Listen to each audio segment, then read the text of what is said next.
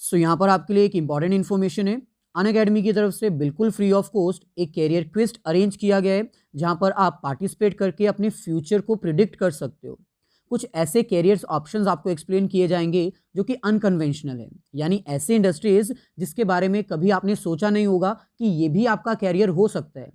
इसमें पार्टिसिपेट करिए, बिल्कुल फ्री ऑफ कॉस्ट है। 20 दिसंबर 2020 को ये अरेंज किया गया है अनअकैडमी के प्लेटफॉर्म पर। लिंक आपको डिस्क्रिप्शन में गिवन है। टाइमिंग है 10 AM to 6 PM। ये डिफरेंट कैरियर ऑप्शंस के बारे में यहाँ पर आपको एक्सप्लेन किया जाएगा। जल्दी से जाइए, रजिस्टर कर लीजिए, बिल्कुल फ्री ऑफ कॉस्ट है। Hello friends, welcome again to my YouTube channel. आज की इस वीडियो में हम डिस्कस करेंगे बिजनेस स्टडीज में से 10th चैप्टर के 5th पार्ट के बारे में। इसकी 4 वीडियोस ऑलरेडी अपलोड कर दी गई हैं। अगर वो वीडियोस आपने नहीं देखी तो उन सभी वीडियोस का लिंक डिस्क्रिप्शन में गिवन है, आप जाकर देख सकते हैं। 10th चैप्टर के 5th पार्ट में आज हम डिस्कस करेंगे मेथड्स ऑफ फ्लोटेशन, यानी वो कौन से मेथड्स हैं जिसके थ्रू प्राइमरी मार्केट में सिक्योरिटीज इशू की जाती हैं। Basically primary market capital market का पार्ट होती है। कैपिटल मार्केट को हम 2 पार्ट्स में डिवाइड कर सकते हैं।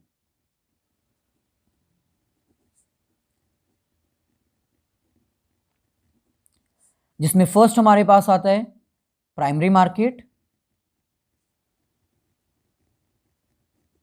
और सेकंड हमारे पास आता है सेकेंडरी मार्केट।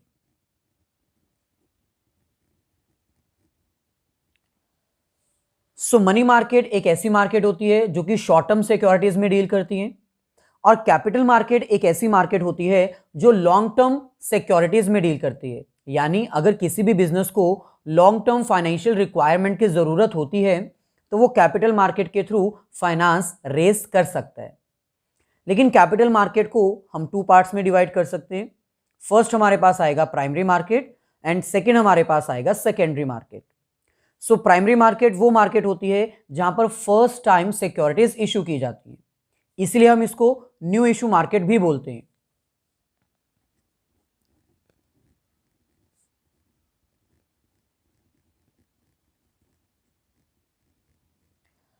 आज हमें प्राइमरी मार्केट को डिटेल में अंडरस्टैंड करना है, ये फाइंड आउट करना है कि कैपिटल मार्केट में जो प्राइमरी मार्केट होती है जहां पर न्यू सिक्योरिटीज इशू की जाती हैं, वो कौन से मेथड यूज करती है सिक्योरिटीज को इशू करने के लिए। ये हमारे पास 5 मेथड्स अवेलेबल है। Public issue through prospectus, offer for cell, private placement, right issue and electronic initial public offers. ये हमारे पास फर्स्ट मेथड है, इशू थ्रू प्रोस्पेक्टस।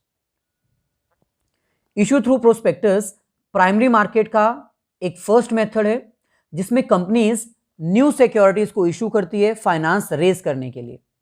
इसमें कंपनीज प्रोस्पेक्टस के थ्रू शेयर होल्डर्स को, डिबेंचर होल्डर्स को इनवाइट करती है।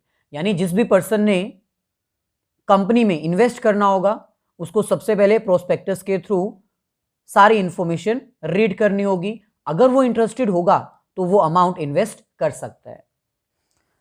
पब्लिक इशू थ्रू प्रोस्पेक्टस एक ऐसा मेथड है जिसके थ्रू प्राइमरी मार्केट में शेयर्स और डिबेंचर्स इशू किए जाते हैं, अमाउंट रेज की जाती है लॉन्ग टर्म के लिए। यहां पर हमें कह रहे हैं one of the method to raise fresh capital, यानी पब्लिक इशू थ्रू प्रोस्पेक्टस एक मेथड है जहां पर कंपनीज कैपिटल रेज करती हैं, फ्रेश कैपिटल रेज करती हैं शेयर्स और डिबेंचर्स को इशू करके। Under this method a company में issue prospectus to invite application from public. ये एक ऐसा मेथड है जहां पर कंपनीज प्रोस्पेक्टस को इशू करती है पब्लिक से एप्लीकेशन इनवाइट करने के लिए। यानी जो भी पर्सन इंटरेस्टेड है वो प्रोस्पेक्टस के थ्रू अप्लाई कर सकता है और इन्वेस्ट कर सकता है। Prospectus will help in informing about the issue of securities by the company. इसमें प्रोस्पेक्टस का होना बहुत जरूरी है क्योंकि ये एक ऐसा मेथड है जिसमें कंपनीज प्रोस्पेक्टस के थ्रू पब्लिक को इनवाइट करती है, अपने शेयर्स और डिबेंचर्स इशू करती है और बदले में उनको कैपिटल मिलती है। सो प्रोस्पेक्टस एक इंपॉर्टेंट डॉक्यूमेंट है जिसके थ्रू जनरल पब्लिक को कंपनी के बारे में सारी इंफॉर्मेशन प्रोवाइड की जा सकती है। यानी इस मेथड में जिस भी कंपनी को अमाउंट चाहिए होगी वो सबसे पहले एक डॉक्यूमेंट प्रिपेयर करवाएगा जिसको हम प्रोस्पेक्टस बोलेंगे, और उस प्रोस्पेक्टस में कंपनी के बारे में सारी डिटेल्स मेंशन कर दी जाएंगी। इस प्रोस्पेक्टस को कंपनी मार्केट में इशू करेगी डिफरेंट प्लेसेस पर, ताकि सब तक ये इंफॉर्मेशन पहुंच पाए, और जो भी पर्सन इनको परचेज करने के लिए रेडी होगा, जो इंटरेस्टेड होगा, वो इस प्रोस्पेक्टस के थ्रू कंपनी की सारी इंफॉर्मेशन लेने के बाद इन्वेस्ट कर सकता है। So it means first method में जो मेजर रोल है वो प्रोस्पेक्टस परफॉर्म करते हैं, क्योंकि प्रोस्पेक्टस के थ्रू ही कंपनीज अपनी सिक्योरिटीज इशू करती है और फ्रेश कैपिटल रेज करती है। सो प्रोस्पेक्टस क्या होता है? This will act as an informer to the public regarding issue of new shares by the company. यानी ये जो प्रोस्पेक्टस है वो एक ऐसा डॉक्यूमेंट है जो कंपनी की तरफ से इशू किया जाएगा और जनरल पब्लिक को इंफॉर्मेशन प्रोवाइड करने में हेल्प करेगा। ये बताएगा कि कंपनी की तरफ से कब और कितने शेयर्स इशू किए गए हैं।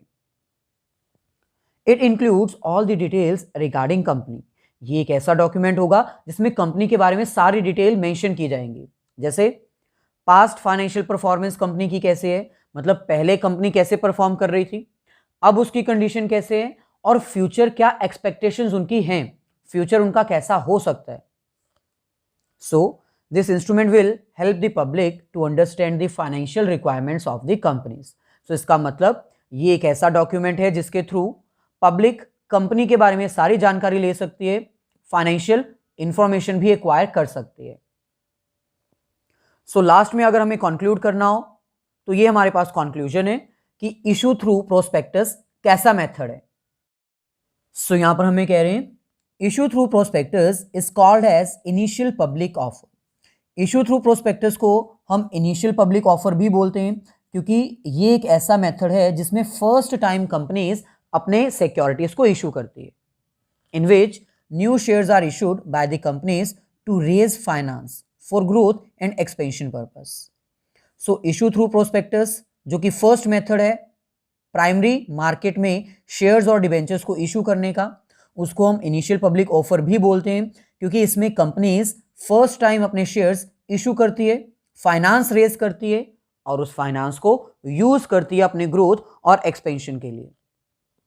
In this prospectus is being issued by the companies through newspaper, magazines and advertisement to invite the public for the purchase of securities.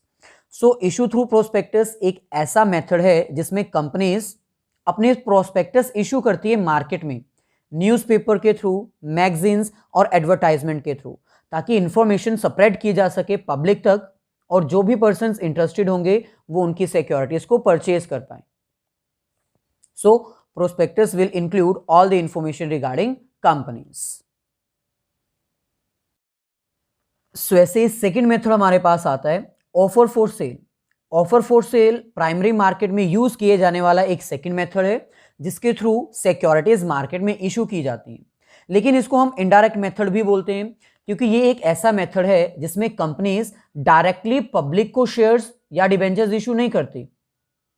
Companies इसमें एक इंटरमीडिएट, एक ब्रोकर और एक अंडरराइटर को यूज करती है। सबसे पहले सभी सिक्योरिटीज उस अंडरराइटर को सेल की जाती है, फिर वो अंडरराइटर, वो ब्रोकर फर्दर उसको मार्केट में इशू करता है। सो ये एक इनडायरेक्ट मेथड है जिसमें सबसे पहले कंपनीज सिक्योरिटीज इशू करती है एक अंडरराइटर को, एक ब्रोकर को, फिर वो ब्रोकर मार्केट में वो सिक्योरिटीज इशू कर देता है डिफरेंट पर्सन्स को। जो भी इंटरेस्टेड होगा वो डायरेक्टली कंपनी से नहीं बल्कि इंटरमीडिएट जो ब्रोकर है, जो अंडरराइटर है, उससे सिक्योरिटीज परचेज करने आएगा। सो इसीलिए हम इसको क्या बोलते हैं, ऑफर फॉर सेल, क्योंकि इसमें कंपनीज अपनी सिक्योरिटीज डायरेक्टली एक इंटरमीडिएट को सेल कर देती है। जितनी भी सिक्योरिटीज होती हैं वो सारी सेल कर दी जाती हैं ओरिजिनल वैल्यू पर। ओरिजिनल वैल्यू पर सेल करने के बाद अब ये अंडरराइटर डिसाइड करेगा कि उसको ये सिक्योरिटीज कितने में सेल करनी है। वो चाहे तो 11 रुपीज़ में भी सेल कर सकता है, 12 में भी, 15 में भी, अपना प्रॉफिट अर्न करने के लिए। तो इसका मतलब इशू थ्रू प्रोस्पेक्टस एक डायरेक्ट मेथड था जिसमें कंपनीज डायरेक्टली पब्लिक को इनवाइट करती है और सिक्योरिटीज इशू कर देती है। लेकिन ऑफर फॉर सेल एक इनडायरेक्ट मेथड है क्योंकि इसमें कंपनीज एक इंटरमीडिएट पर्सन को यूज करती है और वो इंटरमीडिएट पर्सन जनरल पब्लिक को, यानी किसी को भी, जो भी पर्सन इंटरेस्टेड होगा उसको सिक्योरिटीज सेल कर देते हैं। और सेलिंग प्राइस डिपेंड करेगा इंटरमीडिएरी के ऊपर कि उसको कितना प्राइस चार्ज करना है पब्लिक से। सो यहां पर हमें कह रहे हैं it is an indirect method for issue of securities. Offer for sale एक इनडायरेक्ट मेथड है जिसमें सिक्योरिटीज इशू की जाती हैं। In this a company does not issue securities directly to the public. ये एक ऐसा मेथड है जिसमें कंपनीज सिक्योरिटीज डायरेक्टली पब्लिक को इशू नहीं करती। Instead of direct issue they use an intermediary. Direct issue करने की बजाय वो क्या करते हैं, एक इंटरमीडिएरी को सिलेक्ट करते हैं। वो ब्रोकर भी हो सकता है, एजेंट भी हो सकता है, या फिर कोई कॉर्पोरेट बॉडी भी हो सकती है। Who purchases all the shares of the company and then intermediary sell them in the market to public. So intermediary को सिलेक्ट किया जाता है, कंपनीज अपनी सारी सिक्योरिटीज इंटरमीडिएरी को सेल कर देती है और वो इंटरमीडिएरी पर्सन फर्दर मार्केट में जनरल पब्लिक को सिक्योरिटीज इशू कर देता है। सो यहां पर जनरल पब्लिक आपको अंडरस्टैंड करना बहुत इंपॉर्टेंट है क्योंकि नेक्स्ट केस कुछ ऐसा ही है हमारे पास जो कि है private placement, next method. So private placement जो है वो ऑफर फॉर सेल से कुछ मिलता जुलता है लेकिन विद माइन्यूट डिफरेंस। सो ये एक ऐसा मेथड है जिसमें कंपनीज अपनी सिक्योरिटीज सबसे पहले एक इंटरमीडिएरी को सेल करेंगी, यानी जैसे सिचुएशन हमने ऑफर फॉर सेल में की है सेम सिचुएशन यहां पर भी है लेकिन विद माइन्यूट डिफरेंस। और वो डिफरेंस क्या है, कंपनी ने सबसे पहले अपनी सिक्योरिटीज इंटरमीडिएरी को सेल कर दी, लेकिन प्राइवेट प्लेसमेंट के केस में जो इंटरमीडिएरी है वो जनरल पब्लिक को अपनी सिक्योरिटीज नहीं बेचेगा बल्कि वो कुछ सिलेक्टेड पर्संस को अपनी सिक्योरिटीज बेचेगा जो कि उसके क्लाइंट हो सकते हैं जिनको वो जानता है। सो ये डिफरेंस है ऑफर फॉर सेल में और प्राइवेट प्लेसमेंट में। ऑफर फॉर सेल में कंपनीज अपनी सिक्योरिटीज इशू करती है इंटरमीडिएरी को, लेकिन बदले में इंटरमीडिएरी जनरल पब्लिक को वो इशू कर देता है, यानी जो भी इंटरेस्टेड है इस केस में वो इंटरमीडिएरी से सिक्योरिटीज परचेज कर सकता है। लेकिन प्राइवेट प्लेसमेंट के केस में कंपनी ने अपनी सिक्योरिटीज इंटरमीडिएरी को तो सेल कर दी हैं, लेकिन इंटरमीडिएरी फर्दर उनको कब सेल करेगा, किसको सेल करेगा, ये उसके ऊपर डिपेंडेंट है। और अगर वो जनरल पब्लिक को ऑफर नहीं करता बल्कि अपने क्लाइंट्स कुछ चुनिंदा सिलेक्टेड लोगों को ही सिक्योरिटीज इशू करता है तो उसको हम क्या कहते हैं, प्राइवेट प्लेसमेंट। सो ये हमारे पास थर्ड मेथड है जिसमें कंपनीज अपने फ्रेश सिक्योरिटीज को इशू कर सकती है। सो यहां पर हमें कह रहे हैं under this method shares are privately placed. ये एक ऐसा मेथड है जिसमें शेयर्स प्राइवेटली प्लेस्ड किए जाते हैं। प्राइवेटली प्लेस्ड का मतलब है कि वो जनरल पब्लिक को इशू नहीं किए जाते बल्कि प्राइवेट पर्संस को दिए जाते हैं, कुछ चुनिंदा सिलेक्टेड लोगों को ही दिए जाते हैं। Means shares are not offered to public. So ये एक ऐसा मेथड है जिसमें पब्लिक को नहीं ऑफर किए जाते shares, instead they are issued to some selected persons, बल्कि ये कुछ चुनिंदा लोगों को ही इशू किए जाते हैं, like UTI, LIC, general insurance etcetera. ये कुछ ऐसे इंस्टीट्यूट्स हैं जो अपनी प्राइवेट प्लेसमेंट करने में ही ट्रस्ट रखते हैं।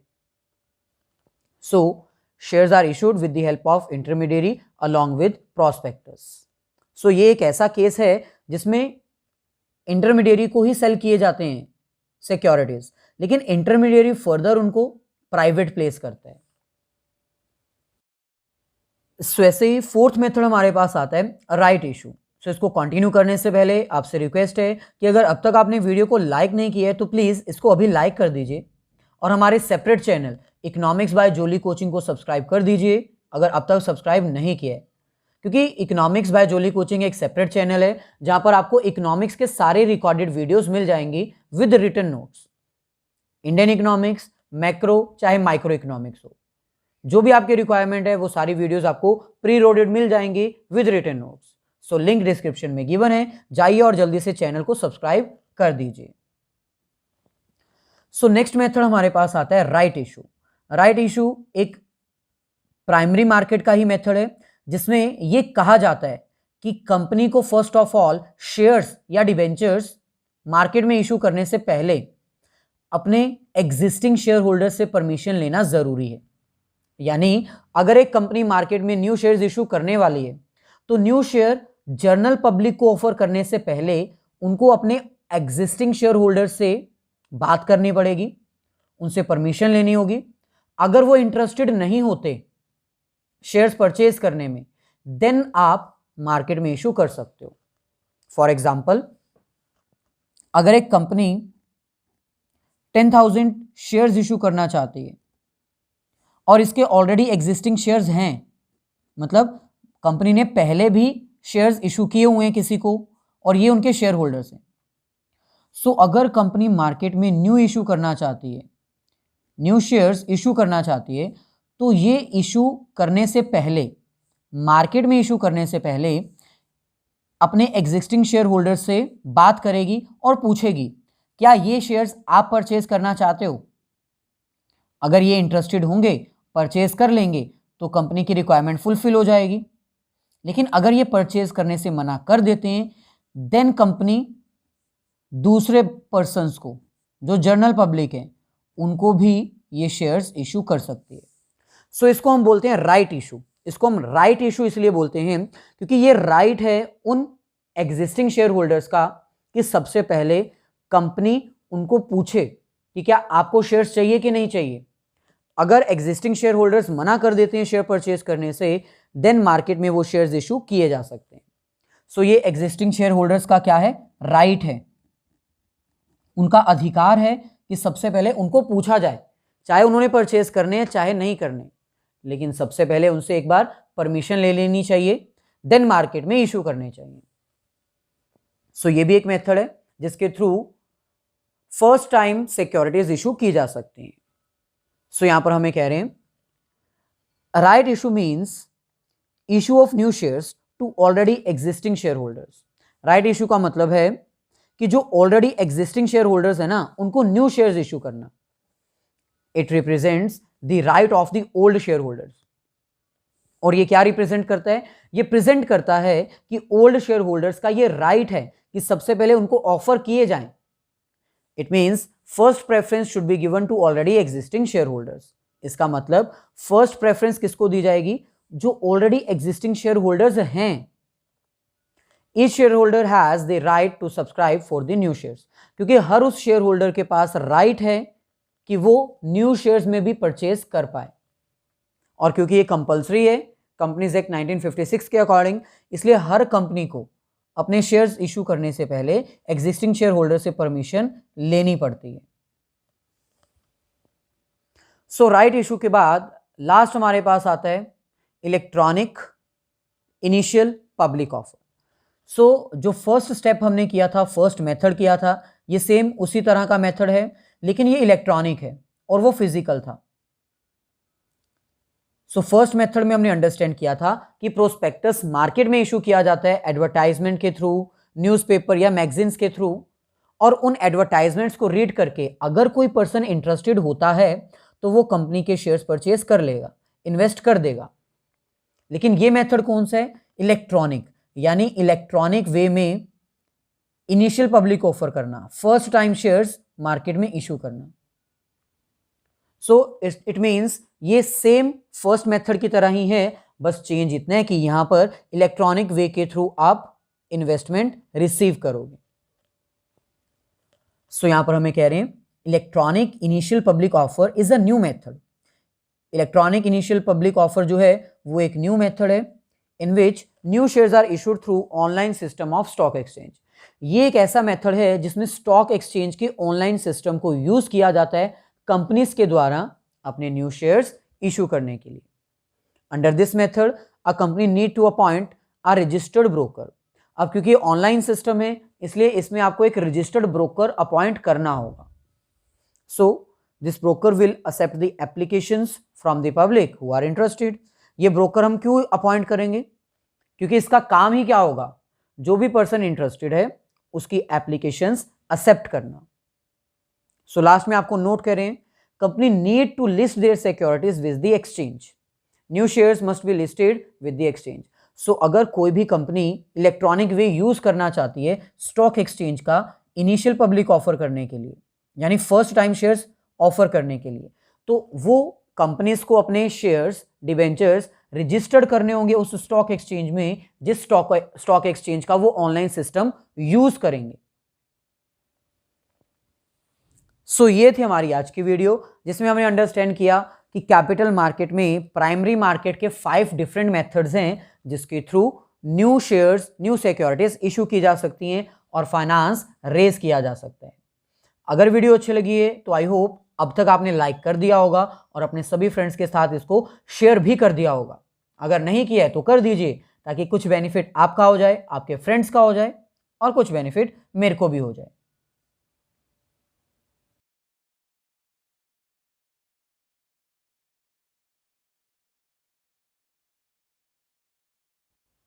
सो लास्ट में, अगर अब तक आपने मेरी प्रोफाइल को फॉलो नहीं किया है तो अनअकैडमी की प्रोफाइल को भी फॉलो कर दीजिए, ताकि वहाँ पर जितनी भी क्लासेस आपको प्रोवाइड की जाती हैं स्पेशल और प्लस, उसके बारे में नोटिस मिलता रहे।